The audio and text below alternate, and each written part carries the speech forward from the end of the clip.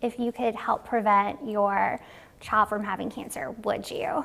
The answer to that question seems obvious, but some parents have not taken action to protect their children from future cancers.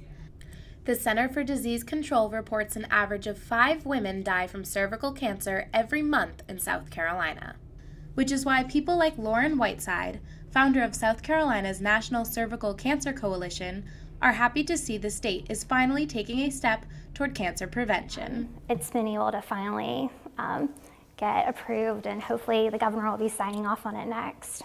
The Cervical Cancer Prevention Act has passed through the South Carolina Legislature and moved to Governor Nikki Haley's desk. The bill would give the Department of Health and Environmental Control funding to administer the human papillomavirus vaccines in South Carolina middle schools. In order to avoid controversy, the bill would also require parental consent in order to give these vaccines. 20 years of research has shown the vaccine is safe and effective. So why has the bill taken almost 8 years to pass?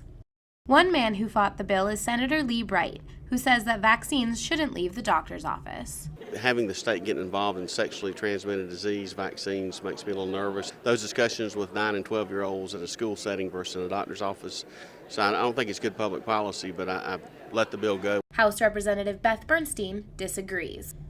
Bernstein sponsored the bill because as a mother of 2 girls, she is passionate to educate other parents. There are a lot of uninformed people who don't know how to get the vaccine, and if they don't go to a regular pediatrician, DHEC now can administer this vaccine. Dr. Jennifer Young-Pierce, a professor of gynecological oncology at the Hollings Cancer Center, told me why the vaccine targets preteens. That's when kids contract it. Most people contract HPV within their first 6 months after intercourse, which means before age 20 for most of our teen population. Dr. Young-Pierce says parents shouldn't worry about a negative reaction. 1 in 1 million chance of a serious adverse reaction to the vaccine. Dr. Young-Pierce also says the shots are not just for girls. The vaccine can also protect against throat and tongue cancers, as well as male-related cancers caused by HPV. This is the greatest cancer prevention tool of our lifetime. These women are confident Governor Haley will be passing the law soon. We're going to move in the right track for once in South Carolina. But Whiteside says their jobs are far from over. Just because something is passed doesn't mean that everyone's going to pay attention to it. If the law is enacted, Whiteside says they will continue to raise awareness about the vaccination.